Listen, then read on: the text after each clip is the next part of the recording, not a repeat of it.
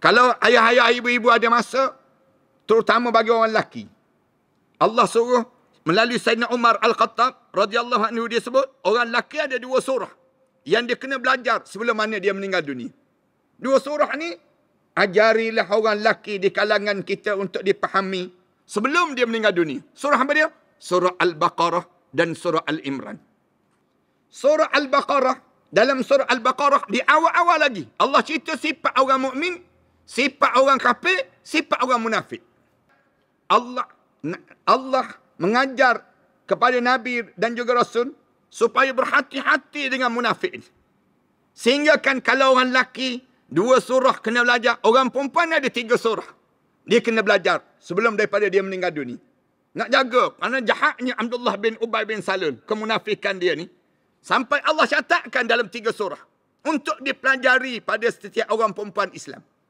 Belum meninggal dunia, buat majlis ilmu di sini, tadabbur, mentafsiri Al-Quran, 3 surah bagi orang perempuan setiap petang Jumaat, misal contohnya. Apa dia? Surah yang pertama, surah An-Nisa. Orang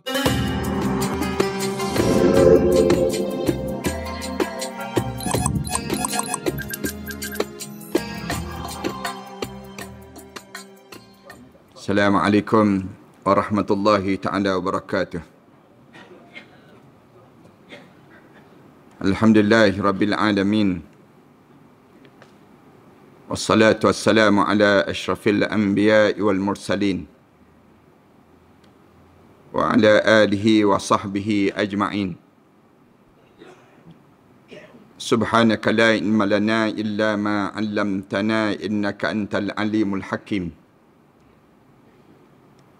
Rabbi shrah li sadri wa yassir li amri wahlul 'uqdatam min lisani yafqahu qawli. Rabbi yassir wa la tu'assir wa tammim bil khair. Qala Allah Ta'ala fi kitabil aziz ba'da a'udzu billahi minasy syaithanir rajim. Bismillahirrahmanirrahim. Qul hal nunabbi'ukum bil akhsarina a'mala alladhina dhalla sa'yuhum fil hayatid dunya wa hum yahsabuna annahum yuhsinuna sun'a ulaika alladhina kafaru bi ayati rabbihim wa liqa'ihi fahabitat a'maluhum fala nuqimu lahum yawmal qiyamati wazna. Sebutlah wahai Muhammad, ada di kalangan umat kamu ini, di hari pertama dia masuk dalam kuburnya, waktu mana mayatnya diletak dalam kubur, dia pandang atas bawah, belakang depan, amalannya kosong untuk dia menghadap di hadapan Allah. Puncanya alladzina dhalla sa'yuhum fil hayatid dunya. Puncanya dia telah disesatkan sepanjang dia hidup di atas dunia. Wa hum yahsabuna annahum yuhsinuna sun'a. Dia menyangka bahawa sepanjang dia hidup di atas dunia itu, dia buat amalan yang baik. Amalan-amalan yang dilakukan di atas dunia itu. Tapi sayangnya, wahum yahsabuna annahum yuhsinuna sun'a. Tapi sayangnya, mereka ni ulaika alladzina kafaru bi ayati rabbihim. Mereka ni tak percaya terhadap ayat-ayat Allah yang telah diturunkan kepada mereka. Wa liqa'ih, dan dia tak yakin terhadap pertemuan dengan Allah. Fahabitat a'maluhum, menyebabkan hancur lebur segala amalan-amalan yang dikerjakan itu. Fala nuqimu lahum yawmal qiyamati wazna. Amalan-amalan dia itu tidak dihitung sewaktu mana dia bangun di akhirat nanti. Surah Al-Kahfi ayat yang 103 hingga ayat yang 106. Yang dikasihi pengerusi majlis, yang dihormati Imam Ahliatan Kuasa Masjid, ayah-ayah, ibu-ibu, para alim ulama, muslimin dan muslimat sekalian. Pertamanya marilah sama-sama kita mengaturkan rasa syukur yang tak terhingga kepada Allah di atas peluang yang Allah bagi pada diri kita saat di hujung-hujung usia umur ini. Allah datangkan kita untuk kita sama-sama duduk di antara maghrib dan isyak. Bagi sama-sama kita memikir perjalanan kita, hidup kita ini, yang kita akan lalui pada masa-masa yang akan datang nanti. Dalam hidup kita ini, Allah diajar supaya kita sentiasa melihat ke depan. Sebab itulah Allah tak jadikan mata kita ni ke belakang. Tetapi alim ulama diajar Allah jadikan mata untuk dipandang di hadapan saja. Kerana kita kena sebagai seorang mukmin ataupun kita seorang yang yakin dalam hidup kita ini, kita diajar supaya melihat perjalanan kita ini tak terhenti dengan dunia saja. Tetapi perjalanan hidup kita ini lepas pada dunia, kita ada lagi 3 alam lagi yang perlu kita lalui di hadapan kita ini. 3 alam lagi yang disebut dengan alam yang namakan dengan alam barzah. Yang sekejap lagi kita akan sampai. Giliran siapa dahulu, siapa kemudian, Allah sajalah yang tahu. Kita akan pergi kepada alam dipanggil alam barzah. Lepas pada kita hidup di alam barzah, kita kena hidup lagi di alam yang keempat. Perjalanan hidup kita ini. Kita pernah hidup di alam pertama dipanggil alam kandungan ibu. Alam tu kita pernah hidup satu ketika dahulu. Kemudian lepas pada kita hidup di alam kandungan ibu, sekarang kita hidup di alam kedua baru. Alam fana, alam yang hancur. Alam yang kita sekarang ni, kita tinggal sekarang ni, dipanggil alam yang hancur. Kullu man 'alaiha fan. Semua yang ada atas dunia ni akan hancur. Wa yabqa wajhu rabbika dzil jalali wal ikram. Yang kekal ialah Allah yang mempunyai ketinggian dan kemuliaan. Lepas pada kita hidup di alam kedua ni, para hadirin sekalian, kita akan hidup di alam yang ketiga. Alam ketiga dipanggil alam barzah. Alam yang kita hidup lagi. Sekejap lagi kita kena hidup. Alam dipanggil alam balasan. Ataupun alam ganjaran. Ya Allah sediakan dalam kehidupan kita. Lepas pada kita hidup di alam ketiga, kita hidup di alam keempat. Alam keempat dipanggil alam mahsyar. Alam yang kita akan bangkit balik. Kita akan bangun balik di alam itu. Yang ini kita akan sibuk. Bila kita bangun je di padang mahsyar, kita akan sibuk tanya di kalangan kita. Man ba'athana mim marqadina. Siapa yang bangunkan balik kita daripada tempat tidur kita? Elok-elok kita dalam kubur, tiba-tiba kita bangun balik. Lalu kita dengar satu jawapan. Hadza ma wa'adar rahman. Inilah yang telah dijanjikan oleh Allah yang bersifat ar-Rahman. Wa sadaqal mursalun, dan benarlah rasul-rasul dahulu. Lepas pada kita hidup di alam yang keempat, kita kena hidup lagi di alam yang kelima. Bila kita bangun saja di padang mahsyar, kita mula dikepung oleh malaikat. Malaikat mula kepung. Kalau kita baca dalam hadis Rasulullah sallallahu alaihi wasallam, ada lebih kurang 11 saf. Malaikat akan turun, kepung manusia dan juga jin. Waktu mana mula kepung di padang mahsyar manusia dan juga jin ni, di waktu itu mula dicabar jin dan juga manusia. Ya ma'syaral jinni wal ins, in istata'tum an tanfudhu min aqtaris samawati wal ard, fanfudhu la tanfudhuna illa bisultan. Wahai puak-puak jin dan juga manusia, siapa yang rasa nak lari sekarang, cuba dia lari daripada kepungan ini.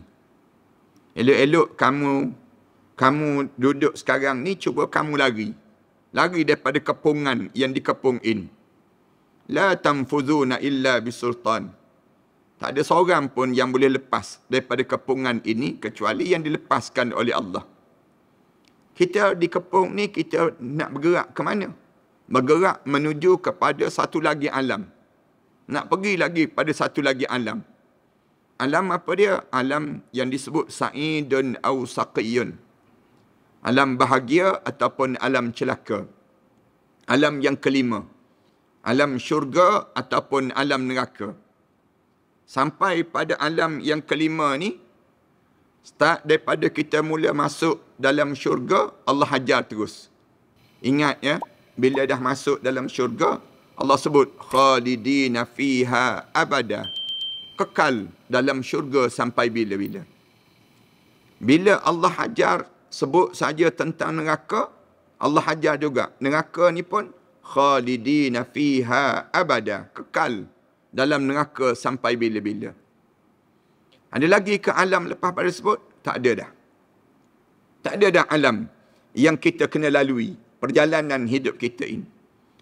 Allah, dia nak suruh kita nampak perjalanan hidup kita ini ke depan dalam hidup kita.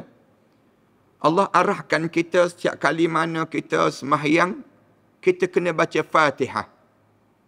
Tiap-tiap kali mana kita solat, Allah suruh terus. Kita ni tiap-tiap kali mana kita sembahyang, sebut. Tiap-tiap kali mana kita sembahyang tu, kita minta siratal ladzina an'amta alaihim. Ya Allah, ihdinas siratal mustaqim. Ya Allah, tolong tunjukkanlah aku jalan yang lurus. Jalan hidup ini. Untuk jalan yang lurus ini, Allah suruh kita tiap-tiap kali mana kita hidup ini, kita diminta supaya janganlah masuk dalam kelompok yang ghairil maghdubi alaihim. Ya Allah, janganlah kamu masukkan kelompok yang kedua. Kelompok yang akhirnya menyebabkan aku masuk neraka. Biarlah aku ni hidup, biar aku ni dapat yang disebut dengan siratal ladzina an'amta alaihim. Orang-orang yang diberi nikmat oleh Allah Subhanahu wa taala sepanjang hidup ini. Tiap-tiap kali mana kita solat, Allah tunjuk terus jalan hidup. Jalan hidup kamu ni, kamu kena ingat ya, bila kamu hidup atas dunia ni, kamu kena masuk dalam kelompok alladzina an'amta alaihim, orang-orang yang diberi nikmat oleh Allah ke atas mereka. Kenapa? Kerana ada lagi satu kelompok manusia ni, al-maghdubi alaihim waladdallin. Orang yang satu lagi, kelompok yang kerja dia yang dibenci oleh Allah dan orang yang disesatkan oleh Allah ke atas mereka tersebut. Lalu mulut kita sebut ramai-ramai. Tiap-tiap kali mana kita sembahyang, imam baca je ayat ni, kita akan sebut amin, kita sebut. Ya Allah, perkenankanlah doa kami ni, ya Allah. Kita sebut, minta demikian. Para hadirin sekalian, pernah tak kita fikir, kenapa sampai tahap itu Allah minta? Tak berhenti lagi lah. Allah minta dengan kita ni, semenjak daripada kita mula akil balik, sampai sembahyang maghrib sekejap tadi. Tak berhenti lagi kita baca doa ni. Allah tak suruh kita berhenti lagi sampailah kita mati. Jawabnya, ayat yang saya cerita tadi, ayat yang saya baca awal-awal tadi, menggambarkan bagaimana ada manusia yang hidup atas dunia ini, tiba-tiba tergelincir daripada jalan untuk nak menuju ke syurga Allah. Ada di kalangan kita ni, bila hidup di atas dunia ni, kita tahu dah, jalan kita ni kena ke syurga akhirnya. Tapi ramai di kalangan kita ni tidak berada di ihdinas siratal mustaqim itu. tergelincir jalan hidup di atas dunia ini. Tergelincir ni bimbang dah. Yang kita kena bimbang, kita. Tiap-tiap di kalangan kita ni, kena ada di kalangan kita rasa takut. Kalau aku ni tidak masuk di kalangan golongan yang alladzina an'amta alaihim. Orang-orang yang diberi nikmat oleh Allah ke atas mereka. Kita, kalau kita fikir, orang diberi nikmat ni siapa? Kalau kita fikir logik akal kitanya, orang diberi nikmat ni, orang yang harta banyak. Ni mesti kita fikir demikian. Orang yang diberi nikmat ni, orang yang rupa dia cantik. Kalau kita fikir cara logik kita, dalam hidup kita ni, orang diberi nikmat ni, orang yang kereta mewah. Orang yang dia mempunyai rumah yang besar. Ni gambaran hidup kita. Tapi Allah, tiap kali mana solat, Allah suruh kita ni, ingatkan diri kita, ingatkan keluarga kita. Orang diberi nikmat ni bukan orang tu. Bukan orang yang rumah besar, bukan orang kereta mewah, bukan orang jawatan yang hebat. Bukan. Orang ni bukan orang diberi nikmat. Siapa yang diberi nikmat oleh Allah? Waktu mana hidup ni sampai, lepas pada mati nanti, orang ni pun dapat nikmat juga. Bila masuk dalam kubur nanti dapat nikmat. Bangun di akhirat nanti dapat nikmat juga. Sampailah dia boleh masuk dalam syurga Allah. Kemuncak dalam hidup dia. Allah sebut dalam ayat yang lain. Orang diberi nikmat ni, alladzina an'amta alaihim, yang pertamanya minan nabiyyin. Ni orang yang diberi nikmat. Kamu hidup atas dunia ni, kamu kena usaha juga diri kamu biar jadi dekat dengan nabi-nabi. Minan nabiyyin. Ni orang yang dalam hidup kita ni, jangan sampai peringkat kita ni tak dapat jadi orang yang di kalangan minan nabiyyin. Orang nabi-nabi. Di kalangan macam mana kehidupan nabi-nabi. Allah Subhanahu Wa Taala sebut dalam Al-Quran banyak. Laqad kana lakum fi Rasulillahi uswatun hasanah. Bagi kamu ni telah aku utuskan pada kamu Rasulullah sebagai contoh liman kana yarjullah. Siapa yang nak pada Allah dalam hidup dia. Hidup kamu ni kena macam nabi-nabi. Hidup kamu tak boleh lari daripada nabi-nabi. Nabi-nabi ni contoh manusia yang diberi nikmat oleh Allah. Nah, ni di antara nikmat dalam hidup ini sendiri. Siapa lagi yang diberi nikmat lepas pada Nabi dalam hidup ni? Wasiddiqin. Orang yang hidup dia membenarkan ajaran dibawa oleh Nabi itu. Orang yang benar-benar hidup dia nampak jelas perjalanan dia ke akhirat Allah. Ni orang-orang yang diberi nikmat oleh Allah. Siddiqin. Di kalangan sahabat-sahabat. Yang terakhir ni, kalau saya boleh sebut, orang yang benar-benar siddiqin siapa?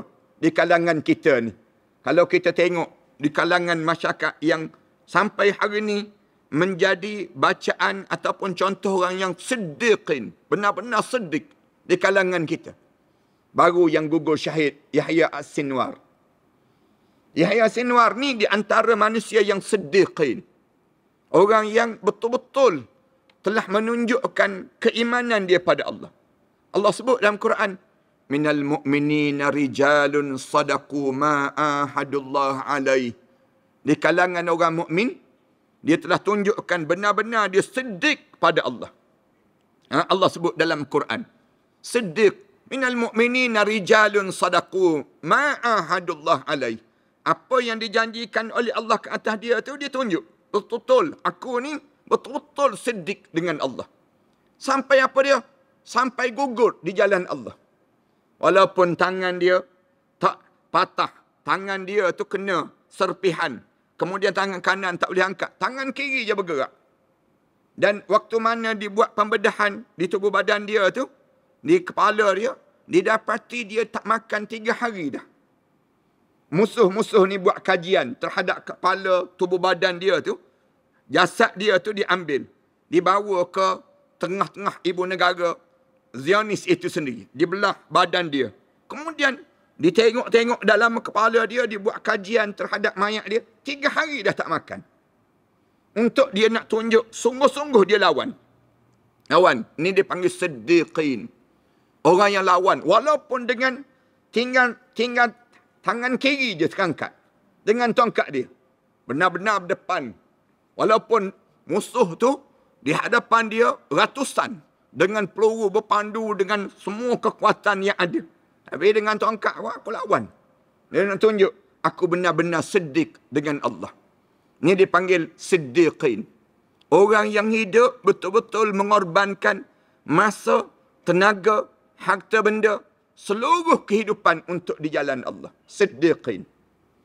Ini dipanggil as-siddiq. Orang siddiqin. Siapa lagi as-siddiq? Siapa lagi lepas pada nabi-nabi, siddiqin, wasyuhada, dan orang yang gugur syahid di jalan Allah. Kamu kena berkawan dengan orang gugur syahid. Diajar dalam Al-Quran, tiap kali mana solat, kena sebut di kalangan kita. Ayah-ayah, ibu-ibu, kena bagi tahu pada anak-anak kita, pada keluarga kita, siapa yang kita berkawan dengan orang yang telah gugur syahid di kalangan kita. Dalam hidup kita ni, kita kena tahu, siapa paling-paling tidak sahabat-sahabat Nabi yang telah gugur syahid, yang telah bergerak hidup ini untuk di jalan Allah. Ramai kan, di zaman Rasulullah sendiri pun dah ditunjukkan orang yang gugur syahid. Di kalangan Abdullah bin Rawahah, kalau kita baca dalam sejarah, Ja'far bin Abi Talib, ni di antara orang yang gugur syahid. Ni orang-orang ni kena ada dalam dada kita. Tiap-tiap masa kita ni, kita kena sentiasa sebut, ya Allah, aku nak jadi orang yang macam ni lah. Orang yang macam ni. Sampai Rasulullah ajar. Rasulullah kata, berniatlah untuk mati syahid. Rasulullah sebut, orang mukmin ni kena ada dalam hati dia niat untuk mati syahid. Walaupun satu hari nanti dia mati atas katil. Rasulullah gambarkan demikian. Pahala dia tetap pahala mati syahid. Kerana nak niat mati syahid ni, tak ramai orang kita berani. Nak niat pun tak berani. Bayangkan nak sebut berjuang. Nak betul-betul nak memtahankan Islam. Hidup ini. Ramai di kalangan kita nak niat pun takut. Takut diketahui oleh iblis. Senang kita ni. Takut diketahui oleh syaitan. Dalam hidup ni, takut. Nak niat pun tak ada. Tak ada niat untuk mati syahid. Tak boleh. Dalam hidup orang mukmin ni, paling-paling tidak kena ada niat. Ya Allah, pilihlah aku asyahidu amanina. Mati syahid ni cita-cita dalam hidup aku, ya Allah. Ni kena ada dalam jiwa kita orang mukmin. Wasyuhada. Kalau tak dapat juga nak mati syahid yang disebut dengan sebagaimana mereka yang berada di hadapan, barisan hadapan, dapat mati syahid akhirat pun tak apalah. Mati syahid akhirat apa dia? Majlis ilmu, duduk menuntut ilmu. Suatu hari kita meninggal dunia. Tengah-tengah kita nak belajar. Di antara maghrib dan isyak. Tiap-tiap malam kita berniat ni. Satu hari kita mati. Mati. Tengah-tengah kita datang nak belajar ke? Ataupun kita meninggal dunia kena langgar ke? Mati waktu mana kita kena penyakit yang teruk ke? Kita meninggal dunia. Dianggap mati syahid akhirat. Ibu-ibu yang melahirkan zuriat. Mana-mana ayah-ayah yang mencari rezeki. Kemudian jatuh daripada pohon. Pokok yang tinggi. Kemudian mencari rezeki dalam hidup dia. Mati kelemasan. Mati dianggap mati syahid akhirat. Paling-paling tidak. Syahid akhirat kita dapat dalam hidup kita. Mudah-mudahan semua yang hadir ni di kalangan para syuhada, insya-Allah. Ni kita doa pada Allah Subhanahu Wa Taala demikian. Kemudian siapa lagi? Wassalihin. Ni orang diberi nikmat. Allah bagi nikmat pada dia. Nikmat dalam hidup dia. Siapa orang yang diberi nikmat dalam hidup ini? Lepas pada orang nabi-nabi, para siddiqin, para syuhada, wassalihin. Dan orang-orang saleh. Orang-orang saleh ni mesti dijadikan teman hidup. Orang-orang yang dekat dalam hidup kita. Tahu je ada orang saleh di kampung kita, kita pergi duduk dekat dengan dia. Belajar, ambil manfaat daripada kesalehan seorang itu. Walaupun dia tidak maksum. Walaupun dia tidak maksum. Dan kita tak akan jumpa orang maksum kecuali Nabi. Jangan pula kita lepas pada ni, saya tak nak belajar dengan orang tu. Sebab dia bukannya ulama pun. Dia ular dalam semak. Ada orang kita sekarang ni. Jadi budaya baru pula. Di kalangan kita mengejek orang-orang soleh. Orang-orang alim. Di kalangan kita yang terakhir ni, orang ejek terhadap mimpi-mimpi orang soleh. Kan orang kita, dia boleh sebut. Dia kata mimpi pun nak kena bagi tahu pada orang. Mimpi pun nak kena sebut. Nak kena sebut ke dia sebut demikian? Ni nak sebutnya gambaran bagaimana orang yang dia tak nampak bagaimana kesalehan seseorang. Allah ajar, kamu jangan jadi macam tu ya. Kamu kena cari orang soleh di kalangan kamu.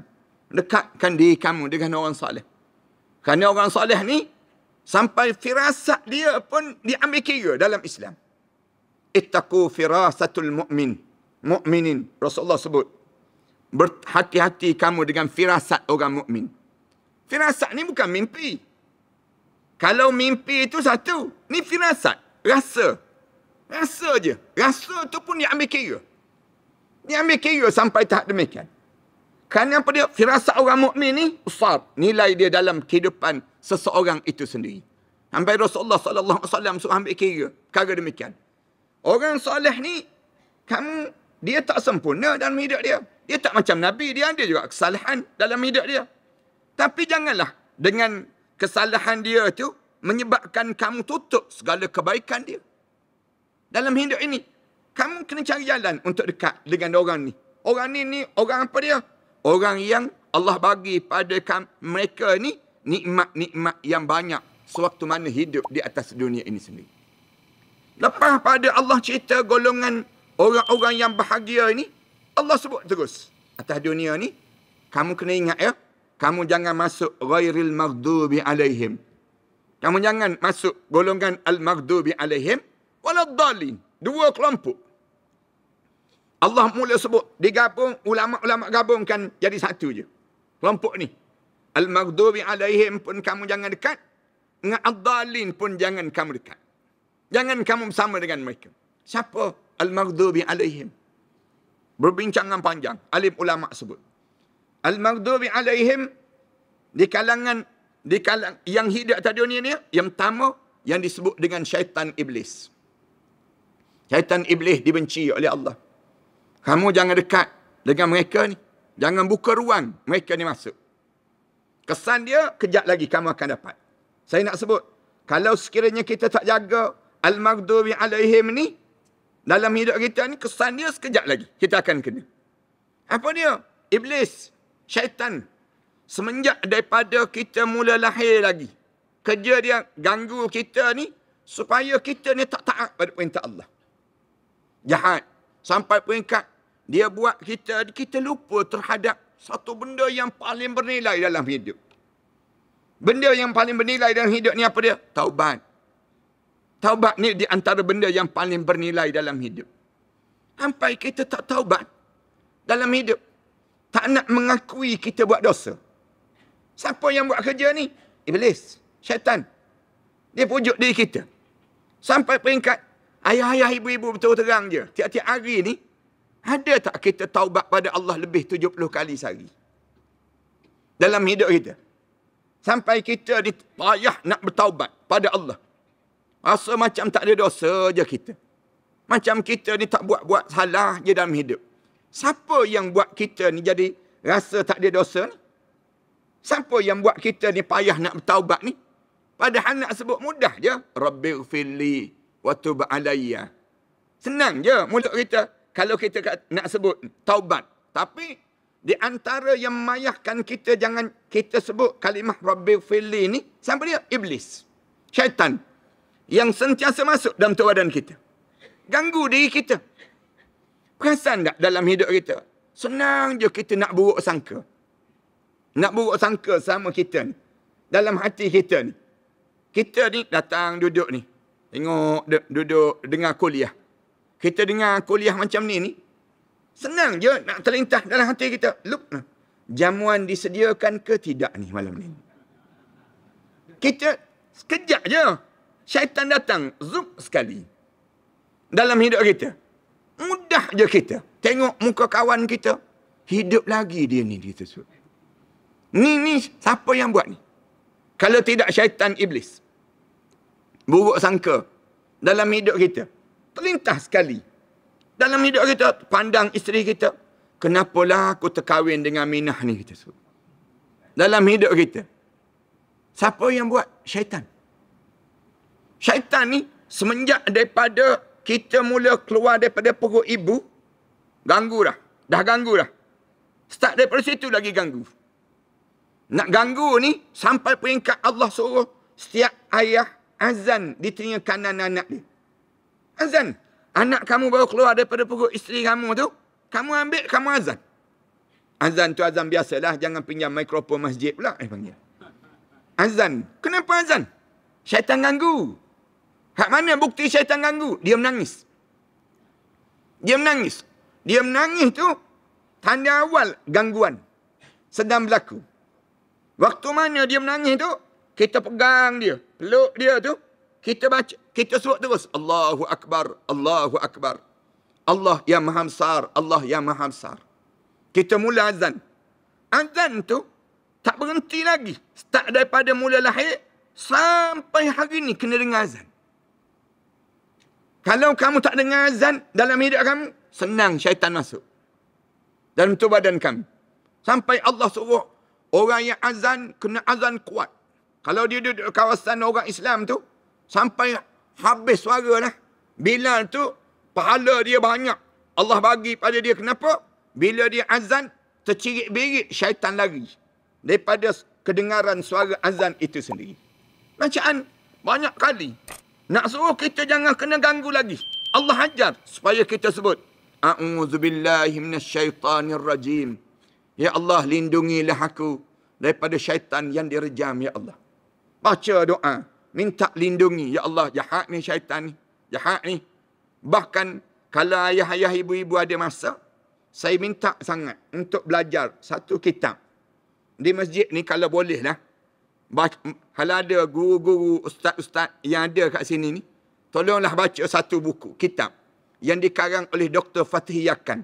Kitab tu kecil je, nipis je. Maza ya'ni intima'il Islam. Apa erti saya menganut Islam? Apa erti saya bersama dengan Islam? Kitab ni yang dikarang oleh Dr. Fatih Yakan telah diterjemah dalam bahasa Melayu. Kalau ibu-ibu, ayah-ayah tak ada orang yang mengajar kitab tu, tolong beli kitab ni. Murah je kitab tu. 10 ringgit je. Tak silap kitab ni sendiri. Dalam kitab tu, salah satunya ditulis, ada 10 pintu yang biasa syaitan masuk dalam tubuh badan setiap anak Adam. Dia ganggu. 10 pintu ni kena tutup. Kalau terbuka je pintu ni, menyebabkan syaitan masuk terus dalam tubuh badan kami. Kena tutup tubuh badan kita ni. Jangan buka syaitan. Jangan bagi peluang pada syaitan. Kalau kamu buka peluang untuk syaitan masuk tubuh badan kamu, menyebabkan kamu ni akan sampai di akhirat kamu akan menyesal. Masuk dalam kubur je, kamu akan menyesal terus. Bila tengok kanan, tengok kiri, belakang, depan, atas, bawah, tengok kosong amalan. Menghadap depan Allah. Mula meraung dalam kubur. Sebab apa dia? Qala rabbirji'un. Tuhanku, bagi peluang untuk aku hidup balik. Aku nak balik semula ke dunia. Nak buat apa dia? La'alli a'malu salihan fima tarak. Aku nak buat balik amalan salih yang aku tertinggal waktu mana aku hidup dahulu. Waktu mana aku hidup kemarin, aku tertinggal amalan salih. Tak terbuat amalan salih ni. Amalan salih yang paling bernilai, taubat. Di antara amalan salih, banyak lagi lah amalan salih yang kita jadi terlupa dalam hidup. Siapa yang mengganggu kita ni? Syaitan. Sampai tak baca Quran. Amalan salih kita yang kalau kita boleh dengar orang dalam kubur, kalau dia boleh hidup balik, kalau kita tanya dia, kamu nak hidup balik, kamu nak buat apa dia? Nak baca Quran, dia sebut. Kita yang masih hidup ni, tak baca-baca pun. Ada orang di kalangan kita, dia tak boleh baca. Relax je dia. Dia tak boleh baca Quran tu, dia tak rasa berdebah. Sebab apa? Syaitan tenangkan dia. Relax, bear, relax, bear. Bear, tenang, bear. Bear, sabar, bear, dia sebut. Bear, sabar, bear, sabar, bear, dia sebut. Tenang, tenang. Tak ada apa, tak ada apa. Tak boleh baca Quran. Relax, tak ada apa. Kenapa? Nanti kalau mati nanti, ada orang boleh tolong baca. Siapa yang sebut? Syaitan. Syaitan menjadikan diri dia. Padahal, patutnya dalam hidup kita ni, berdebarlah. Tak boleh baca Quran ni.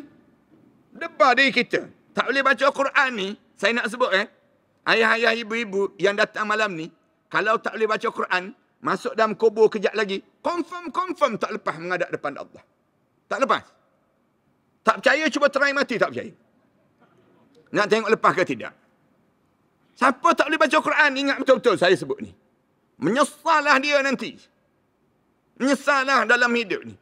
Peluang Allah bagi. Kenapa tak boleh baca Quran? Tak boleh baca Quran ni, di antara simbol kegagalan hidup. Di antara tanda-tanda gagal dalam hidup. Gagal ni bukan tak lulus periksa. Bukan gagal ni, bukan tak lulus JPJ.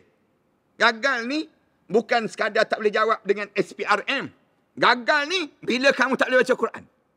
Start daripada kamu tak boleh baca Quran, kamu gagal dalam hidup kamu. Kenapa? Kamu tak tahu kamu nak ke mana. Tak tahu nak ke mana jalan hidup. Quran ni jalan hidup. Jalan hidup. Zalikal kitabu la raiba fih hudan lil muttaqin. Allah sebut, ni kitab ni, Quran ni, jalan hidup kamu yang lurus untuk menjadi petunjuk bagi mereka yang nak kepada syurga Allah Subhanahu Wa Taala. Tiba-tiba kamu tak dapat. Kegagalan hidup. Siapa yang buat ni? Yang menyebabkan kamu tak boleh baca Al-Quran ni? Syaitan. Syaitan menggagakkan diri kamu. Syaitan menjadikan diri kamu rasa tenang. Syaitan menjadikan diri kamu rasa tak ada apa-apa. Padahal, kalau kita tak boleh baca Al-Quran, kita masuk dalam kubur, mereka tanya terus. Quran boleh baca Quran? Tak boleh. Kamu Quran tak boleh baca? Tak boleh. Kamu buat apa dia atas dunia? Sampai tak boleh baca Quran. Dia pun jawab, sibuk, mereka sibuk. Tak sempat. Quran tak boleh baca? Tak boleh. WhatsApp? WhatsApp boleh? Dia jawab. WhatsApp boleh baca, Quran tak boleh baca. Siapa yang mengganggu jalan hidup kita ni? Syaitan. Syaitan ni, dia sentiasa memujuk, merayu, buat macam-macam dalam hidup. Wala udillannahum, wala umanniyannahum. Aku akan sesatkan mereka. Aku akan, ayah-ayah, ibu-ibu perasan tak? Allah, waktu mana dia keluarkan iblis daripada syurga dengan Nabi Adam AS, sampai peringkat demikian. Dia minta dengan Allah. Dia minta dengan Allah, ya Allah, satu benda je aku minta dengan kamu. Benda apa? Panjangkan umur aku. Sampai peringkat aku boleh sesatkan umat kamu. Dia sebut daripada depan, daripada kanan, kiri, belakang, depan, kiri, kanan, aku akan datang. Cuma ni tak sebut daripada atas je. Sebab Quran yang turun. Dia sebut demikian saja. Dia kata semua sudut aku akan datang. Allah perkenankan doa iblis. Tu ulama-ulama sebut, kalau doa iblis pun Allah perkenan, doa kita yang tak lagi iblis ni takkan tak perkenan. Kita ni nampak gaya bukan iblis kita ni kan. Kita ni manusia yang Allah bagi. Kalau doa iblis tu pun Allah perkenankan untuk dunia. Allah kata kamu akan panjang umur. Sampai akhir dunia ni nak kiamat, barulah kamu mampus di waktu tersebut. Allah sebut demikian. Waktu zaman Nabi tu, Rasulullah tengah kuliah. Rasulullah tengah kuliah macam ni. Tengah-tengah kuliah dengan sahabat-sahabat tu, tiba-tiba ada orang tua, bongkok. Kepala dia botak, janggut dia panjang. Bongkok dah, bongkok 7 dah. Lintas. Rasulullah berhenti kuliah. Rasulullah biar je tengok. Sahabat-sahabat pun tengok juga. Orang tua tu. Yang berjalan jauh, dah sayup, jauh mata memandang tu. Baru Rasulullah tanya. Kamu tahu siapa? Sahabat-sahabat jawab, Allah wa Rasulahu a'lam. Allah dan Rasulullah yang mengetahui. Rasulullah jawab, itulah iblis yang telah mengganggu pada datuk kita dahulu, Nabi Adam AS. Yang memperdayakan Nabi Adam AS. Sahabat-sahabat jawab, kenapa baru bagi tahu Rasulullah? Kalau tidak boleh kita pelempang ni tadi. Nak sebutnya, dah jauh dah baru bagi tahu. Rasulullah kata, zaman kita pun dah bongkok 7 dah. Zaman, bayangkan bagaimana melalui zaman-zaman yang akan datang nanti. Jahat, iblis, syaitan ini. Nak sebutnya, tapi jangan pula lepas pada ni, tengok orang tua, janggut panjang pula, botak kepala, ni iblis juga ni kita sebut. Jangan sebut demikian. Cuma nak sebutnya gambaran berlaku zaman Rasulullah sallallahu alaihi wasallam. Jahatnya, kita boleh bayang, kita buat amal ibadah, ganggu lagi. Kita tengah buat amal ibadah, kita solat, dia masuk lagi dalam tu badan kita. Mengayau tu badan kita. Dalam jahatnya dia ni, sampai peringkat Allah minta, lindungilah diri kamu, keluarga kamu, masyarakat kamu, negara kamu, daripada jahatnya makhluk ini. Yang disebut dengan iblis ini sendiri. Ini kena sentiasa sebut. Dalam masyarakat kita. Dan anak keluarga kita, jangan tertinggal. Waktu mana kita sebut, ghairil maghdubi alaihim, ni. Ganggu kamu sampai dekat nak mati. Dekat nak mati sekejap lagi. Di antara fitnah yang paling dahsyat yang kita akan lalui ialah gangguan iblis yang bersungguh-sungguh memastikan kita mati dalam keadaan tak beriman pada Allah. Iblis dia akan buat. Hai ibu-ibu. Dia tak akan berhenti. Dia akan kacau. Dia tak tahu kita nak mati. Bila dia tahu? Bila dia nampak malaikat maut turun. Start daripada langit dunia tu, nampak je malaikat maut turun tu, dia pun kejar terus. Kejar. Lalu alim ulama sebut, kalau begitu, dalam hadis Rasulullah sallallahu alaihi wasallam sebut, malaikat maut paling tidak dia akan tengok wajah kita ni sebanyak 5 kali sehari. Dalam satu riwayat yang lain sebut, malaikat maut akan datang ziarah melihat wajah setiap anak Adam ini setiap hari sebanyak lebih kurang 40 kali sehari. Ada riwayat kata 70 kali sehari. Berbeza-beza. Tapi kita ambil 5 kali je cukup. Maknanya, setiap kali mana malaikat maut turun, iblis akan turut serta. Untuk apa dia? Melihat diri kita ni bersiap ke tak bersiap lagi untuk menghadap depan Allah. Start daripada mula kena kacau tu. Bila mula kita hijab mata kita diselak je. Selak je hijab mata kita ni. Masuk terus. Malaikat-malaikat ni, iblis pun terus menuju di hujung kaki terus. Tunggu di hujung kaki. Buat apa dia? Dia akan sebut, tak ada apa-apa. Kamu baru sikit je baru. Kamu lapang. Kamu jangan taubat. Jangan kamu minta ampun kepada Allah. Kerana waktu ni, kamu baru je peringkat permulaan. Kamu tak mati. Dipujuk. Berulang kali pujuk. Tapi kena tarik sampai ke lutut. Malaikat dah tarik sampai ke lutut dah. Roh kita ni sampai di lutut dah. Dalam keadaan sampai di lutut tu, masuk kumpulan kedua. Kita rasa, masuk kumpulan kedua, nak tarik roh kita ni, tarik daripada lutut, sampai ke pusat. Bila sampai di pusat tu, malaikat lepas. Kebanyakan orang kena perangkap ni. Saat-saat dekat nak meninggal dunia. Malaikat lepas roh kita. Bila malaikat lepas, di antara pertukaran malaikat yang kedua dengan malaikat yang ketiga, kumpulan yang ketiga, roh kita ni turun balik. Tengah-tengah turun roh kita ni, syaitan ni pujuk lagi. Kamu rasa tak? Hang rasa tak? Dia tanya. Rasa tak ni? Ni keadaan yang sedang berlaku ni. Rasa ni? Roh sedang turun ni. Kita pun Tengah tu, tiba-tiba masuk kumpulan yang tiga. Tarik daripada bawah. Zup, tarik, rentak, naik sampai ke atas. Bila sampai ke atas ni, sampai di halkom ni, datang pula menyamar menjadi arwah ayah kita. Rasulullah cerita ni. Sebiji muka arwah ayah kita. Anakku, jangan mati dalam Islam. Mati bersama dengan ayah. Ayah mati dalam Kristian. Ayah mati dalam Yahudi. Rasulullah sebut. Kalau kamu nak selamat, kamu mati bersama dengan ayah. Ayah mati dalam Yahudi. Bila kita cuba mengucap, dia menyamar menjadi arwah ibu kita pula. Anakku, jangan mati dalam Islam. Ni ibu yang pernah membesarkan kamu. Goyang buah dada ni. Sambil goyang buah dada tunjuk. Dada ni pernah menyusukan kamu. Waktu mana kamu kecil-kecil dahulu. Jangan mati dalam Islam. Mati bersama dengan ibu. Ibu mati dalam Kristian. Kalau kamu nak selamat, kamu matilah dalam Kristian. Tapi, syaitan alustar ke apa dia bilang gini. Syaitan alustar ni dia tak akan sebut mati dalam Yahudi. Orang alustar tak pernah kenal pun yang disebut dengan Yahudi. Syaitan alustar ni tak akan sebut mati dalam Kristian. Kita tak peduli pun orang Kristian. Tapi tunggu kejap lagi. Dia akan sebut apa dia? Anakku, matilah kamu dalam Islam liberal disebut.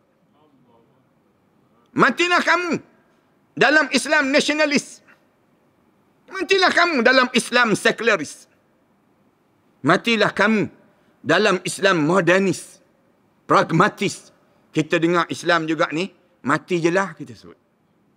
Padahal Allah sebut, wala tamutunna illa wa antum muslimun. Jangan biarkan diri kamu mati, kecuali saat mana kamu mati, kamu betul-betul yakin hidup kamu dengan Islam. Jaga-jaga ayah-ayah ibu-ibu. Saya sebut ni malam ni. Tolong ingat pesan ni. Sampai sekejap lagi, dekat nak mati tu, syaitan akan ganggu. Tak pernah sedahsyat ini gangguan syaitan. Kalaulah solat kita tengah solat tu pun diganggu oleh syaitan, kita terpedaya, kita boleh terpedaya. Bayangkan dekat nak mati, ramai orang kita terpedaya. Dekat nak mati, hancur lebu amalan. Habis amalan. Mati dalam Kristian. Tak mati dalam Kristian, tapi mati dalam liberal. Mati dalam nasionalis. Mati dalam sekularis. Inilah ajaran paling sesat yang telah menyesatkan 100 tahun umat Islam seluruh dunia ini sendiri. 100 tahun dah kena ni. Siapa yang buat khianat ni? Saya akan sebut sekejap lagi. Yang buat khianat terhadap pemahaman terhadap Islam ni.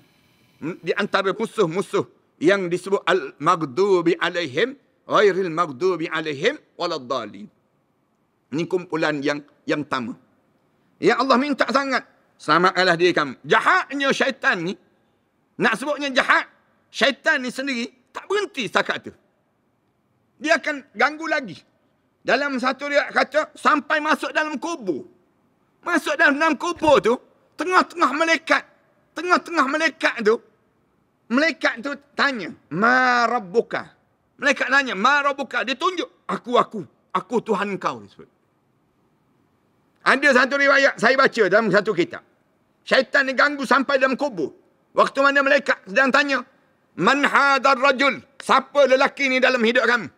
Siapa lelaki ni dalam hidup kamu? Dia boleh tunjuk lagi, aku Nabi kamu.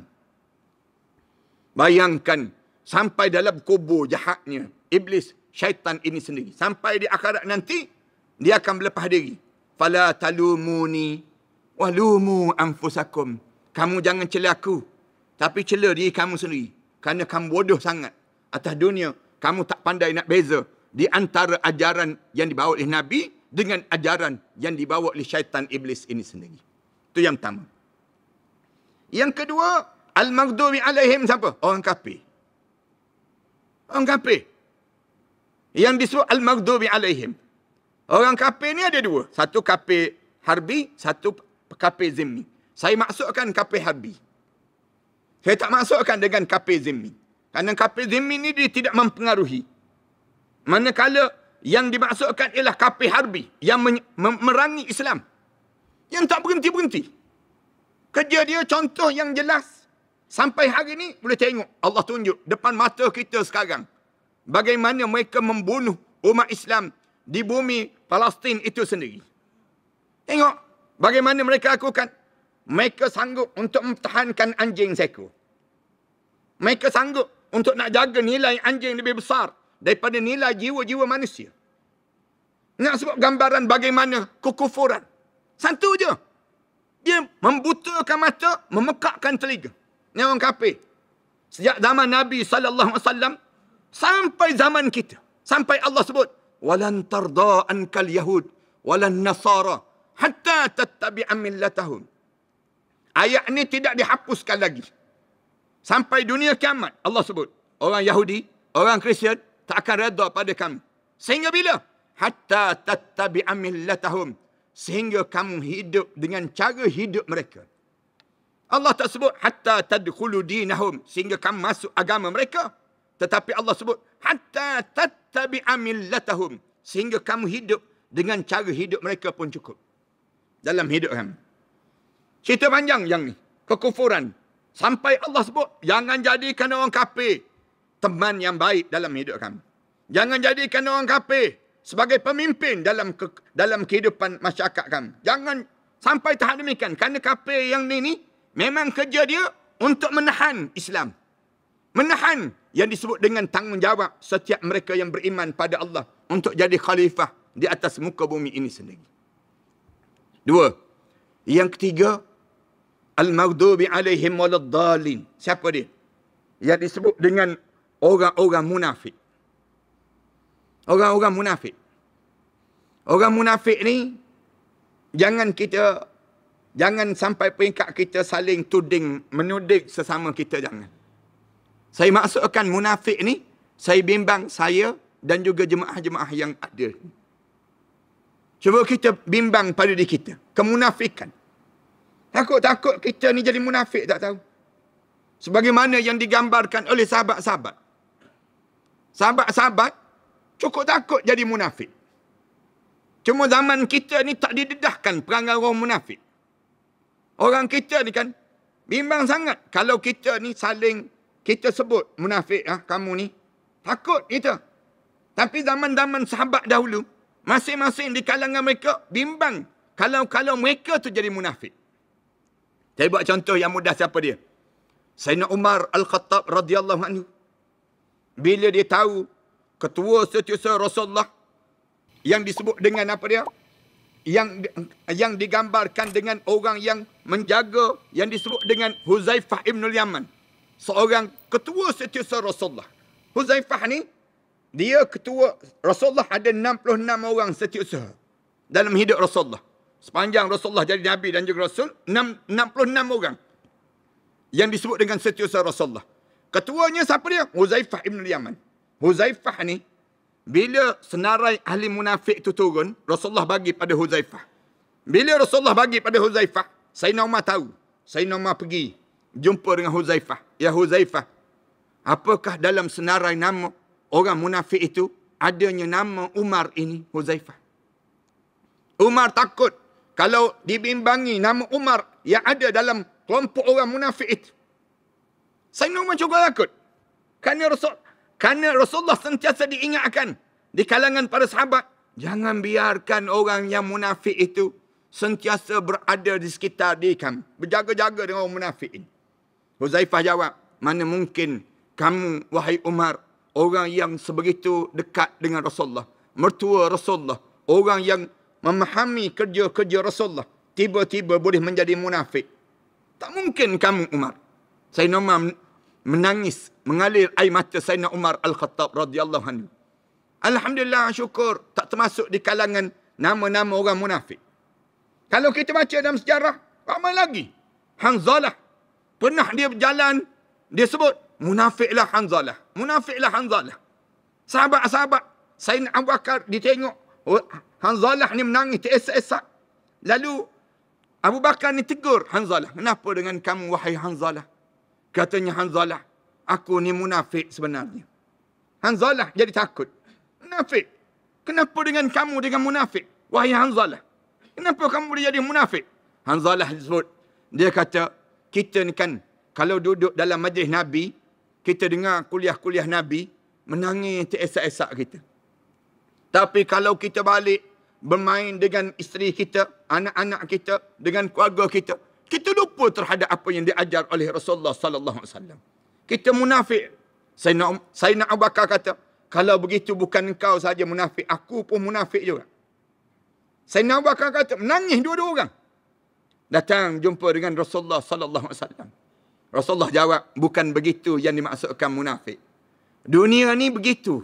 Ada masa kamu gembira, ada masa yang kamu sedih. Kamu nikmati setiap saat-saat itu. Rasulullah bincang panjang demikian. Tapi Al-Quran diajar pada kita berhati-hati dengan munafik. Kalau ayah-ayah, ibu-ibu ada masa, terutama bagi orang lelaki, Allah suruh melalui Sayyidina Umar Al-Khattab radhiyallahu anhu, dia sebut orang lelaki ada dua surah yang dia kena belajar sebelum mana dia meninggal dunia. Dua surah ni ajarilah orang lelaki di kalangan kita untuk dipahami sebelum dia meninggal dunia. Surah apa dia? Surah Al-Baqarah dan surah Al-Imran. Orang lelaki belum kita meninggal dunia ni belajar betul-betul. Yang dah boleh baca surah Al-Quran Karim ni, jangan kita meninggal dunia selagi mana kita tak bertelaqi, mentadaburi dua surah ni. Surah apa dia? surah Al-Baqarah dan surah Al-Imran. Surah Al-Baqarah, dalam surah Al-Baqarah di awal-awal lagi Allah cerita sifat orang mukmin, sifat orang kafir, sifat orang munafik. Awal-awal lagi. 5 ayat cerita orang mukmin. Alif Lam Mim, zalikal kitabu la raiba fih, hudan lil muttaqin, sampai ulaika ala hudan min rabbihim wa ulaika humul muflihun. 5 ayat cerita orang mukmin. 2 ayat cerita orang kafir. Innal ladzina kafaru sawa'un 'alaihim a anzartahum am lam tunzirhum la yu'minun. Khatamallahu ala qulubihim. 2 ayat aja cerita orang kafir. Start daripada lepas tu 18 ayat. Satu riwayat kata 22 ayat cerita orang munafik. Orang munafik ni, wa minan nasi man yaqulu amanna billahi wa bil yaumil akhir wa ma hum bimu'minin yukhadi'una Allah. Mereka menipu Allah dan juga menipu Rasul. Wa idza laqul ladzina amanu qalu amanna wa idza khalau ila syayatinihim. Ni cerita orang munafik terus. Nak sebutnya bahayanya jadi munafik. Sampai peringkat hujung-hujung dalam surah Al-Munafiqun Allah cerita orang munafik ni, wa idza ra'aitahum tu'jibuka ajsamuhum. Kalau kamu tengok dia, kamu akan kagum dengan jasad dia. Wa in yaqulu tasma' liqaulihim. Kalau dia bercakap, kamu akan kagum dengan ucapan-ucapan dia. Tapi ucapan tu ka'annahum khusyubun musannadah.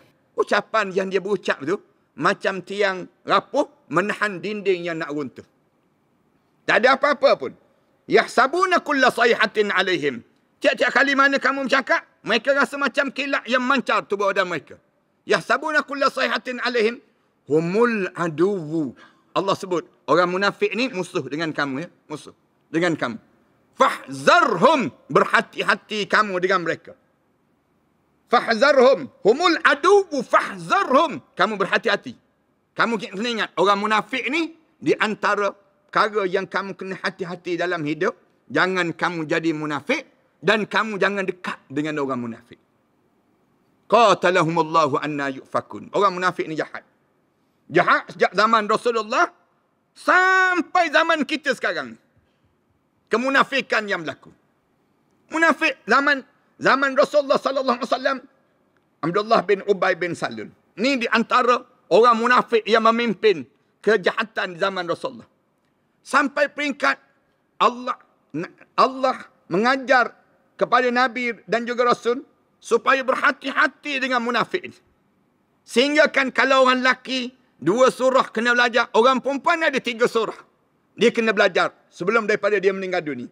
Nak jaga, kerana jahatnya Abdullah bin Ubay bin Salul, kemunafikan dia ni, sampai Allah catatkan dalam 3 surah untuk dipelajari pada setiap orang perempuan Islam. Belum meninggal dunia, buat majlis ilmu di sini, tadabbur, mentafsiri Al-Quran, 3 surah bagi orang perempuan setiap petang Jumaat, misal contohnya. Apa dia?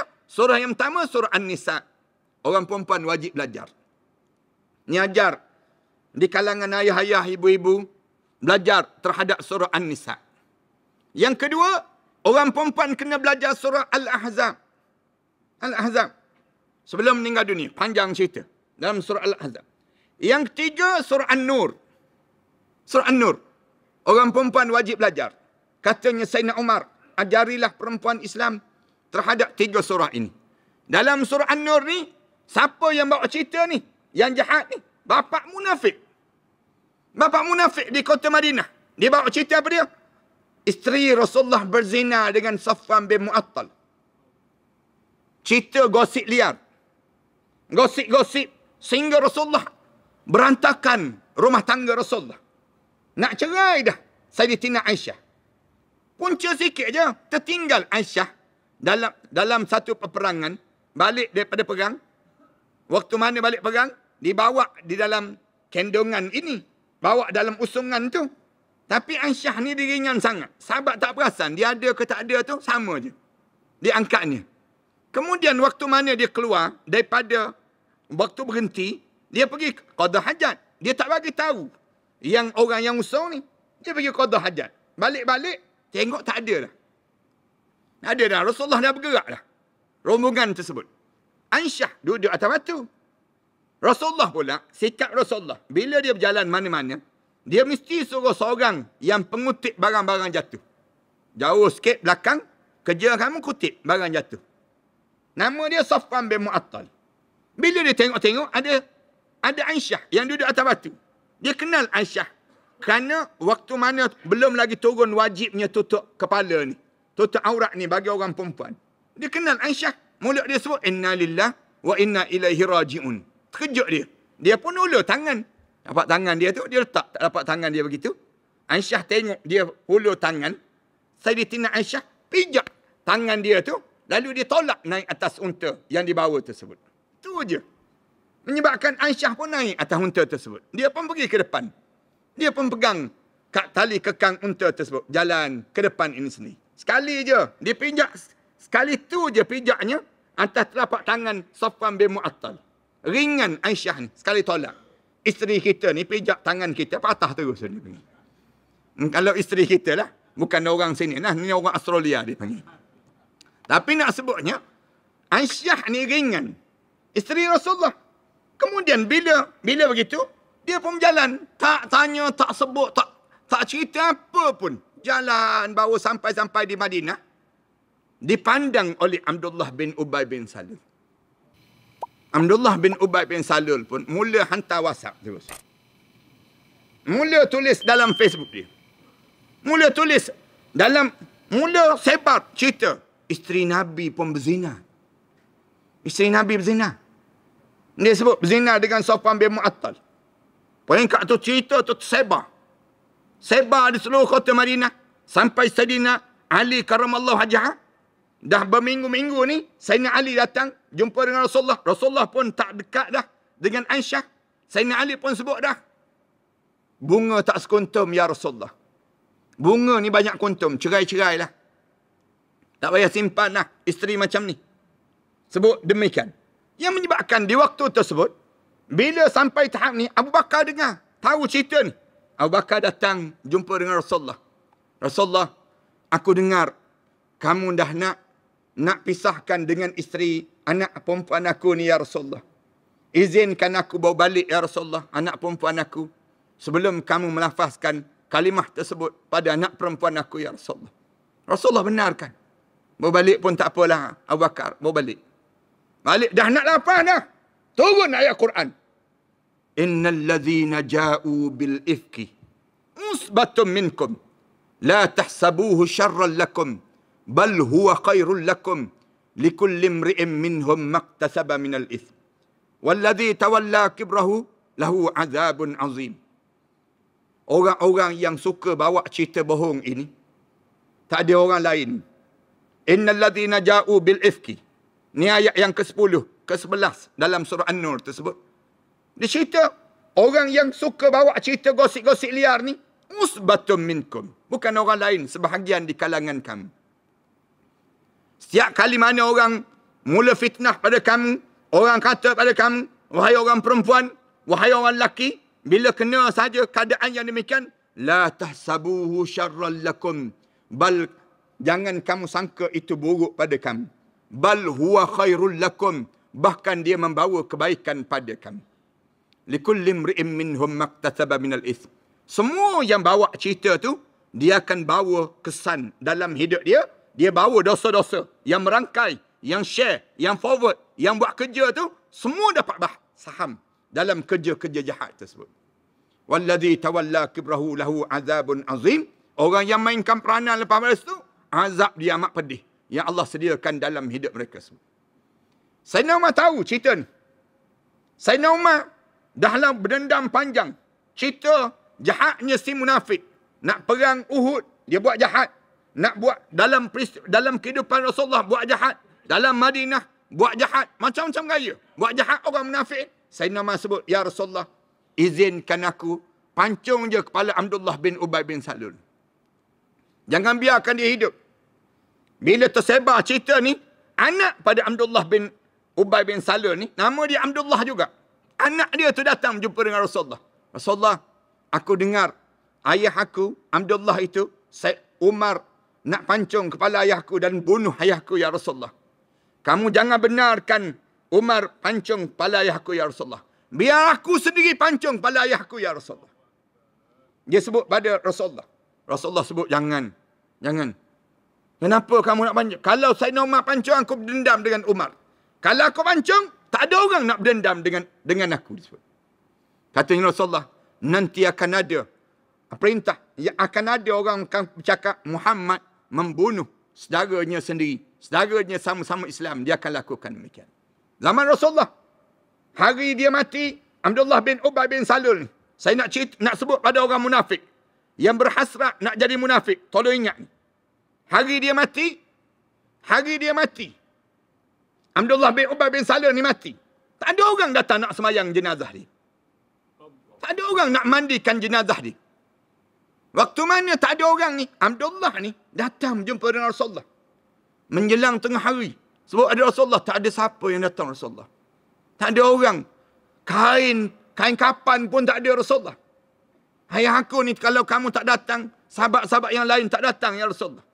Rasulullah ambil rida Rasulullah. Rasulullah serah pada Abdullah. Abdullah, kapankan ayah kamu dengan kain rida aku ni, kain serban aku ni, untuk dijadikan yang disebut dengan kain kapan pada ayah kamu. Kejap lagi, aku akan turun untuk pergi solat. Selepas mana kamu selesai. Dan aku datang untuk solat, untuk jenazah, semayang jenazah ayah kamu. Rasulullah nak pergi dah. Turun dah daripada rumah. Nak turun. Jalan nak pergi. Turun ayat Quran. Tegur Rasulullah. Wala tusalli ala ahadim mata abada. Jangan kamu semayang mayat orang munafik sampai bila-bila. Wala takum ala qabri. Jangan berdiri atas kubur orang munafik. Jangan berdiri. Jangan berdoa pada orang munafik ni. Jangan berdoa. Tak perlu pun nak buat demikian. Saya nak pesan ni. Saya jangan jadi munafik. Tuan-tuan, ayah-ayah jangan jadi munafik. Kemunafikan ini berleretan sampai hari ini. Nak sebutnya sampai hari ini. Punca apa? Umat Islam di bumi Palestin sedang terjadi sekarang. Punca munafik. Orang munafik, orang Arab jadi tentera Israel untuk membunuh orang Islam di bumi Palestin. Yang terbaru berita Al Jazeera yang baru keluar, dia kata di kalangan tentera Turki seramai 4,000 orang datang ke bumi Palestin untuk menjadi tentera Israel membunuh umat Islam di bumi Gaza. 4,000 yang dah mati tentera Turki yang datang untuk menjadi tentera Israel membunuh umat Islam 65 orang. Yang sedang luka 400 lebih. Yang menyebabkan terkejut di kalangan orang-orang Turki. Negara-negara sekitar bumi Islam di bumi Palestin itu, yang sekitar itu sendiri, semua tengok je. Semua pandang je. Tak tolong umat Islam. Datang orang lain suku zakat. Negara yang menjadi musuh pada orang Islam, sama orang di kalangan Sunni ini, menjadi musuh Syiah, orang Iran Syiah, yang datang untuk membantu. Datang tolong. Dan mereka minta supaya diberi pertolongan, dan mereka minta supaya negara Arab yang sekitar tersebut jangan sekali-kali halang bantuan yang dilakukan oleh mereka ini. Kalau tidak, semua yang disebut dengan telaga-telaga minyak itu akan dibakar oleh yang disebut dengan negara Iran ini, akan bom habis yang disebut dengan negara-negara sekitar tersebut. Itu negara tersebut. Negara kita. Ini bercakap banyak kan, kita masuk pula. Nak sebutnya negara mereka. Orang munafik. Kemunafikan ini. Zaman kita belum daripada ni. Siapa yang membunuh? Allah yarham Tok Janggut. Siapa yang membunuh? Yang bagi tahu tentang mereka mak kilau. Yang disebut dengan Tok Bahamam. Di antara orang-orang alim yang soleh sebelum daripada ni. Ni munafik. Orang munafik. Yang melakukan kejemikan. Kemunafikan itu sampai hari ni ada. Sampai tuan-tuan, saya nak sebut, ada Zionis yang telah membayar gaji-gaji anak-anak kita, orang Islam kita ni. Gaji 140,000 sebulan. Untuk menjadi ejen-ejen CIA. Menjadi ejen-ejen yang disebut dengan Mossad dan sebagainya. Ini nak sebutnya sampai tahap tu. Mereka lakukan demikian. Nak buat apa dia? Nak bunuh orang Islam. Nak berkhianat pada orang Islam. Banyaklah cerita panjang yang kalau kita sebut benda yang demikian, yang menyebabkan akhirnya di kalangan kita ni akan menjadikan kerosakan di antara satu sama lain. Tapi bila kita pendam saja, diam saja, akhirnya di kalangan mereka tu semakin kuat dan semakin kuat. Siapa yang munafik, yang dilahirkan, yang saya sebut tadi. Bapa pada munafik semenjak tahun 1924 sampai hari ini, Kamal Atatürk. Yang menyebabkan bila jatuh Khilafah Uthmaniyah tahun 1924 dahulu, dia mula tinggalkan ajaran Nabi. Buang ajaran Islam. Dimasukkan apa dia? Dimasukkan pahaman sekularis. Pahaman sekularis ini bergerak daripada tahun 1924 sampai 2024 hari ini. Dah 100 tahun. Kemunafikan yang berlaku. Mereka buang agama dalam kehidupan. Diajar dalam sukan, tak ada dosa pahala. Dalam hiburan, tak ada dosa pahala. Dalam ekonomi, tak ada dosa pahala. Nak cakap dosa pahala syurga neraka, masuk dalam masjid je. Dalam masjid, jangan cerita tentang pemerintahan. Jangan cerita. Dalam masjid, cerita mengenai darah kotor, darah nipas, darah yang disebut dengan yang tu je yang dicerita. Manakala cerita tentang Islam, jangan sebut keseluruhan. Jangan sebut, nanti akan tergoyang yang disebut dengan kedudukan di kalangan setiap di kalangan mereka itu sendiri. Ni kemunafikan yang sedang berlaku. Pahaman sekularis, pahaman liberalis, pahaman modernis, pahaman-pahaman yang masuk sekarang ini di kalangan orang Islam. Saya nak sebut, kenapa saya sebut demikian? Bahaya kemunafikan ini. Bahaya bila? Hari pertama masuk kubur, kosong amalan menghadap depan Allah. Kosong. Hari masuk dalam kubur tu, pandang atas bawah, belakang depan, kosong amalan. Kenapa kosong? Dia tak semayang ke? Dia semayang. Dia tak puasa ke? Dia puasa. Dia tak buat haji ke? Dia buat haji. Tiap-tiap tahun buat haji. Tiap-tiap tahun buat haji. Tapi, alladzina dhalla sa'yuhum fil hayatid dunya. Dia telah disesatkan sepanjang dia hidup di atas dunia. Sesat kat mana? Kita kata, bila sesat? Mereka sesat ni, kumpulan yang tiga ni, yang menyesatkan kita, dia sesatkan pada akidah. Keyakinan hidup. Kamu jangan percaya semua Islam. Dalam Islam ni, dalam bab puasa, zakat, bolehlah terima. Tapi dalam bab yang lain, kamu jangan terima Islam. Jangan kamu ingat Islam je semua. Ada juga yang lain pun boleh diterima. Dia ajar demikian. Padahal Rasulullah ajar. Dalam Al-Quran sebut, وَمَنْ يَبْتَغِرَ الْإِسْلَامِ دِينًا فَلَنْ يُقْبَلَ مِنْهُ وَهُوَ فِي الْآخِرَةِ مِنَ الْخَاسِرِينَ. Siapa yang mencari selain daripada Islam sebagai satu cara hidup dia, Allah tak terima. Di akhirat nanti, dia termasuk di kalangan orang yang rugi. Ini Allah sebut dalam Quran. Bila sebut Islam, udkhulu fis-silmi kafah. Masuk Islam semua sekali. Hari ini orang Islam tak percaya dengan Islam, barahan sekian. Hari kita ni, hari zaman kita ni, orang kita tak percaya dengan Islam. Bukti mudah je. Ramai mana pergi ke bank, pegawai bank tanya, pakcik, makcik, nak buka akaun cara Islamik ke cara konvensional? Dia tanya balik pegawai bank sebut, mana yang untung? Dia tanya. Mana yang untung? Pegawai bank tu sebut, ni cara Islam, ni cara konvensional. Bahasa yang mudah, ni cara Islam, ni cara kafir. Dia nak sebut apa dia? Dia tanya lagi, mana yang untung? Mana yang untung? Orang kita tak yakin pun dengan Islam. Bukti kita tak yakin dengan Islam. Orang kita tanya, tak hantar anak belajar agama ke?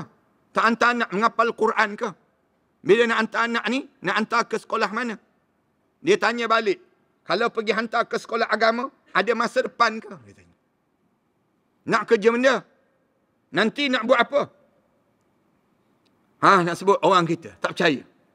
Di antara sekolah agama dengan sekolah sekular, mana kamu lebih yakin? Saya lebih yakin sekolah sekular daripada sekolah agama. Sekolah agama tak ada masa depan. Katanya mereka. Padahal yang dia belajar di sekolah sekular tu, bila habis je masa belajar, tak guna-guna pun yang dia belajar tersebut. Yang belajar di sekolah agama ni, kalau habis masa belajar, dia akan guna juga. Dalam hidup kita. Dalam hidup kita ni. Banyak mana dah kita belajar di sekolah dahulu. Saya sendirilah pernah belajar di sekolah sekular. Yang saya belajar dahulu, saya tak guna-guna pun sekarang.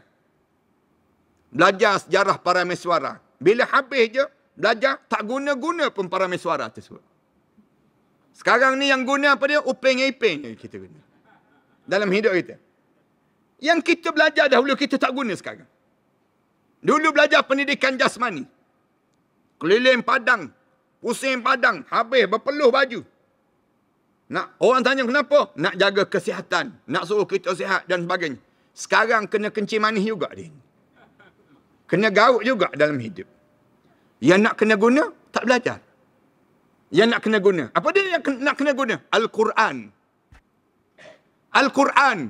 Hadis Rasulullah. Sekarang nak kena guna. Bila kahwin, isteri minta jadi tok imam. Tak boleh jadi tok imam. Tak boleh. Isteri datang mengadu cerita pada saya, Ustaz. Saya minta dengan suami saya suruh jadi imam. Sejak kahwin 23 tahun. Tak pernah sekali pun jadi imam, Ustaz. Mayang, saya naklah dia jadi imam dalam solat saya sekali. Kenapa? Saya tanya dia. Nak suruh jadi imam kat masjid? Tak. Semayang kat rumah je, Ustaz. Habis tak mampu. Tak berani. Saya pujuk dia. Saya tanya dia, tak pujuk ke? Pujuk, Ustaz. Lama-lama dia sebut pada saya, awak je lah jadi imam. Dia sebut. Dia suruh pula saya jadi imam, dia sebut. Fatihah tak betul. Fatihah tak betul. Solat bagaimana jadi betul? Solat kita, kalau Fatihah tak betul. Ayah-ayah, ibu-ibu. Kalau solat Fatihah tak betul, macam mana dia anggap solat? La salata liman la Fatihah lah. Tidak dianggap solat orang yang tak betul bacaan Fatihah dia. Macam mana kita nak dianggap solat dalam hidup kita? Bila kita belajar? Dulu. Sekarang kita tak guna pun. Banyak mana yang kita nak kena guna? Ramai mana isteri-isteri datang mengadu, Ustaz. Dia kata, saya kan, kalau semayang dengan suami saya, sampai waladdallin amin tu, saya boleh agak dah. Ni inna a'tainah, ni inna a'tainah. Dia kata demikian. Saya mesti agak demikian. Dia pun baca inna a'tainah kalau kau Ustaz, dia sebut. Lepas waladdallin amin tu, orang rumah boleh agak dah. Lepas tu waktu mana baca tu inna a'tainah tu, orang rumah kan dah kata, ayat itulah dulu, kini dan selama-lamanya. Ayat sama je yang dibaca. Sejak muda sampai tua. Tak bertambah. Di saat mana usia kita sedang bertambah, Quran kita tak bertambah dalam dada kita. Bayangkan betapa kita nak menghadap di depan Allah. Muliakah kita bila kita nak menghadap depan Allah, tak ada Quran dalam dada kita? Tak ada ayat-ayat Quran dalam dada kita. Keyakinan. Mereka ganggu yang disebut dengan keyakinan hidup kita ini sendiri. Mereka ganggu apa dia? Ibadah kita. Syaitan ganggu ibadah kita. Orang kafir ganggu ibadah kita. Orang munafik ganggu ibadah kita. Ibadah terhadap apa dia? Ibadah yang disebut dengan solat. Ibadah yang disebut dengan tutup aurat. Ibadah yang disebut bacaan Al-Quran, zikir dan selawat. Digantikan semua. Orang-orang munafik dahulu, zaman Kamal Atatürk, dia sebut, kamu tak mulia lagi dengan hafalan Al-Quran. Bacaan Al-Quran. Tak ada lagi nak lagu-lagukan Al-Quran. Bacaan Al-Quran dengan lagu. Tapi kamu mulia bila kamu boleh melagukan lagu-lagu dunia. Dihafalnya lagu-lagu cinta di kalangan kita. Diasyik dan direka dengan berbagai-bagai anugerah pada mereka-mereka tersebut. Akhirnya, anak-anak muda dah tak kenal siapa dia Tariq bin Ziyad. Anak-anak muda tak kenal siapa dia Zubair Al-Awwam. Anak-anak muda kita tak kenal siapa dia Abdullah bin Rawahah. Tak payah tanya anak muda. Anak tua pun tak kenal. Zaman kita sekarang, masing-masing dah tak ada lagi orang yang alladzina an'amta alaihim. Orang yang diberi nikmat oleh Allah dalam hidup mereka. Tak berlumba di kalangan kita. Ni gangguan yang mereka lakukan. Mereka tumpukkan harta kekayaan. Ganggu ibadah kita. Semakin banyak mengumpulkan harta. Berebut harta. Mereka ajar, duit ni menjadikan kamu mulia. Bila kamu banyak duit, kamu akan jadi hebat dalam hidup kamu. Ni cara yang dibentuk oleh puak-puak sekularis, puak-puak nasionalis, puak-puak liberalis, Harta-harta ni menjadi nilai ukur di sisi mereka. Mengejar harta di kalangan kita. Berebut nak dapatkan harta biar banyak. Kita tak berebut lagi untuk menginfak di jalan Allah. Itu bukan larang daripada kumpulkan harta. Tapi kumpul harta jangan disimpan. Orang kita dikumpul harta pandai. Tapi disimpannya di atas dunia ini. Carilah harta untuk dibawa ke akhirat Allah. Sepatutnya demikian. Tapi kita cari harta untuk mengkayakan kita di dunia. Tak kaya kita di akhirat. Silap konsep demikian. Orang kita cari harta pandai. Cari orang tanya. Cari untuk apa? Cari untuk bekalan hari tua. Siapa yang ajak? KL beli SP, Ustaz. KL beli SP ajak simpanan untuk bekalan hari tua. Dah tua nak buat apa duit banyak? Duit banyak ni, dah tua. Nak makan apa lagi yang tak makan? Nak makan daging tomahawk, gigi tak ada dah. Nak makan manis-manis, kita dah ada kencing manis. Nak makan apa dia? Nak makan shell out, kita ada go out, dia panggil. Dalam hidup. Apa lagi yang kita nak dalam hidup? Rumah sebesar mana lagi yang kita nak? Tapi kita berebut harta. Berkelahi sampai ke usia tua. Adik-beradik kita tak bertegur siapa. Berebut harta pusaka. Di kalangan kita. Di kalangan kita berebut jawatan, pangkat. Dan kita rasa yang ni kemuliaan hidup. Tahu-tahu tengok. Songlap duit. Berjuta-juta sekarang. Didedahkan. Orang tu songlap. Orang yang songlap. Habis songlap. Agak songlap duit. Kenapa? Dirasakan harta ni jadi mulia. Tak berebut lagi membanyakkan pahala. Patutnya kita berebut membanyakkan pahala. Orang kita tak berebut lah. Banyakkan pahala. Hari ni kan Rasulullah sebut. Siapa yang dapat saf yang pertama di masjid. Semayang di masjid. Pahala dia sebesar unta. Rasulullah sebut. Hari Jumaat. Kamu dapat saf yang pertama. Unta. Yang kedua. Rasulullah kata dapat lembu. Yang ketiga. Saf yang ketiga. Kambing. Saf yang keempat. Ayam. Saf kelima. Telur. Kata Rasulullah. Rasulullah sebut demikian. Orang kita tak peduli. Mana nak berebut? Saf yang pertama tak berebut. Cuba tukar sekali. Siapa dapat saf yang pertama, dapat kereta mata belalang. Misalnya contohnya. Saf yang kedua, dapat BMW. Saf yang ketiga, dapat kereta kancil. Saf yang keempat, motor keris. Saf yang kelima, basikal buruk. Misalnya. Hari Jumaat, berebut orang datang. Rela ambil cuti. Rela tukar cuti.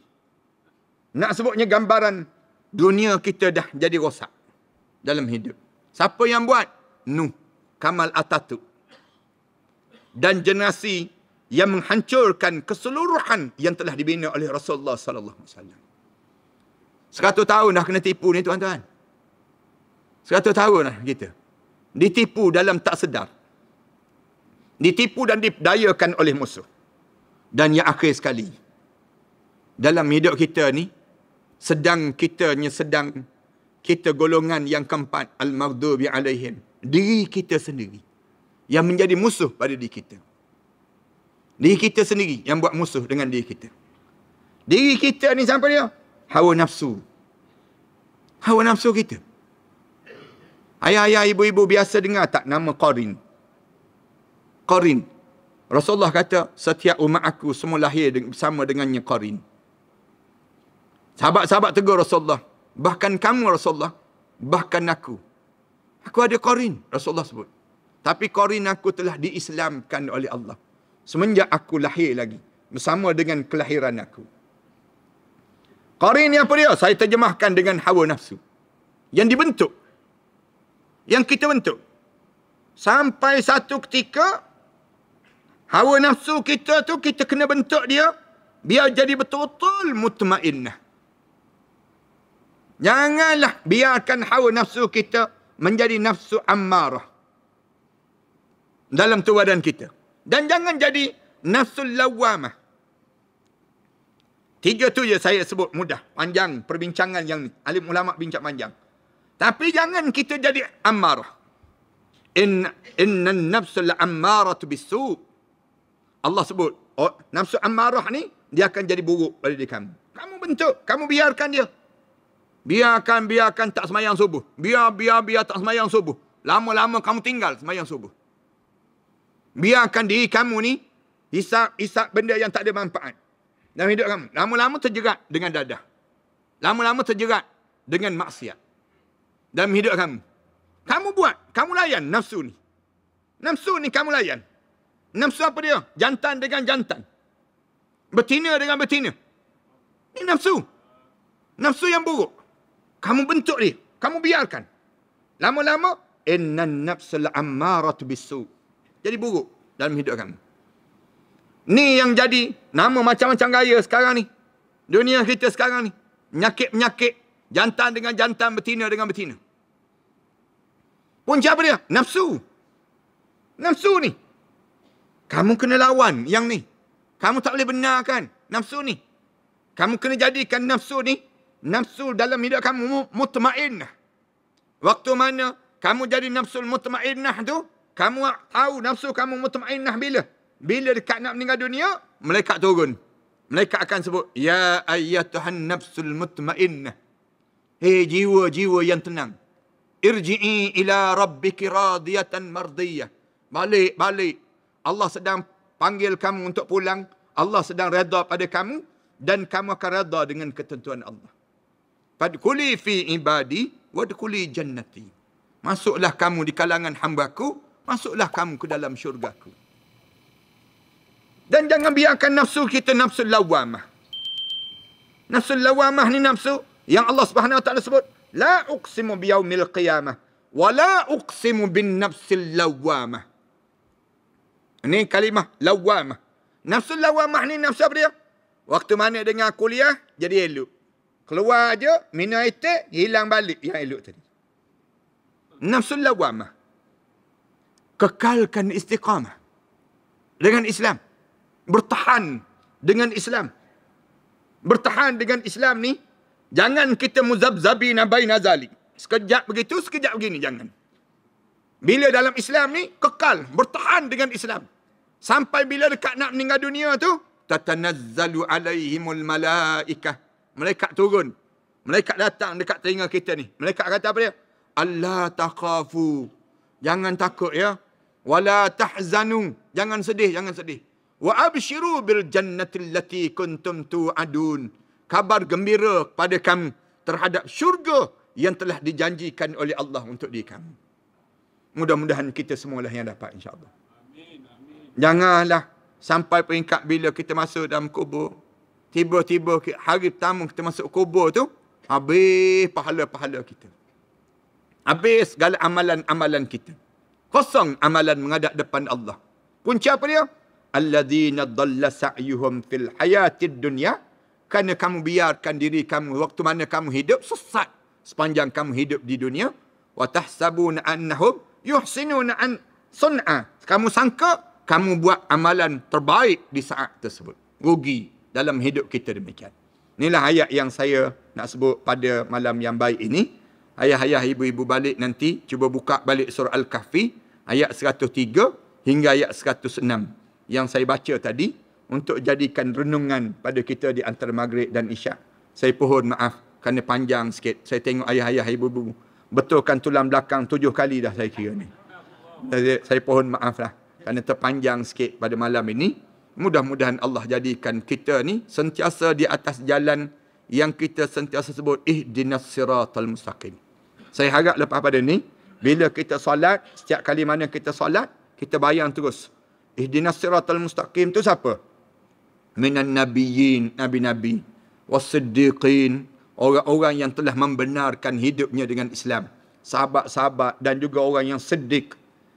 Minas syuhada, orang-orang mati syahid. Cari kita, siapa yang kita nak tumpang. Orang mati syahid dalam hidup ni. Paling tidak, niat kita tu, biar kita boleh mati syahid dalam hidup kita. Wassalihin, dan orang-orang salih. Dekatkan diri kita. Panggil anak-anak kita. Belajar dengan orang salih. Mana-mana ada orang salih je di kalangan kita, tumpang ilmu dia. Jangan kita nak tunggu apa dia? Tunggu orang maksum dahulu. Tak ada orang maksumnya. Nabi je maksum atas dunia ni. Yang lain tu, selain daripada tu, tinggal orang salih je yang ada atas dunia ni. Satu ketika nanti orang salih di kalangan kita ni pun Allah mati. Bila Allah mati orang salih ni, waktu itu matilah. Matilah. seluruh alam ni. Rasulullah sebut, Inna Allah la yaqbidu ilman intiza'an, walakin biqabdil ulama.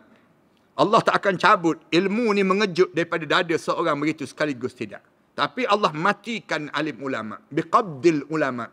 Allah matikan orang soleh, orang alim di kalangan kita. Tinggallah para juhala. Waktu mana tinggal orang jahil-jahil, kamu mula tanya soalan. Mereka pun jawab, faftu, fadallu, adallu. Mereka pun keluar pandangan mereka. Mereka sesat dan mereka menyesatkan di waktu tersebut dengan kamu jadi sesat di saat yang demikian. Sementara ada lagi orang alim, orang soleh di kalangan kita ni, kita dekatkan diri kita dengan mereka. Mudah-mudahan kita ni semua dapat masuk dalam syurga Allah Subhanahu Wa Taala. Terima kasih di atas kesempatan yang baik ini. Mohon maaf di atas ketelanjuran bahasa. Mudah-mudahan Allah jadikan kita di kalangan orang-orang yang terbaik di sisi Allah. Aku qouli hadza astaghfirullah li wa lakum. Wassalamualaikum warahmatullahi taala wabarakatuh. A'udzubillahi minasyaitonir rajim. Bismillahirrahmanirrahim. Alhamdulillahirabbil alamin. Wassalatu wassalamu ala asyrafil anbiya'i wal mursalin wa ala alihi wa sahbihi ajma'in. Allahumma shrah lana sudurana wa hassin akhlaqana wa yassir lana umurana. Allahumma inna na'udzubika min ilmin la yanfa' wa min qalbin la yakhsha wa min nafsin la tashba' wa min du'a'in la yusma'. Allahumma tahhir qulubana minan nifaq wa amalana minar riya' wa alsinatina minal kadhib wa aynina minal khiyanah fa innaka ta'lamu kha'inatul a'yun wa ma tukhfis sudur. Rabbana 'alaika man zalamana. Allahumma rabbana ظلمنا أنفسنا وإن لم تغفر لنا وترحمنا لنكون من الخاسرين. ربنا وتب علينا إنك أنت التواب الرحيم. ربنا آتنا في الدنيا حسنة وفي الآخرة حسنة وقنا عذاب النار. صلى الله على محمد وعلى آله وصحبه وسلم. الحمد لله رب العالمين.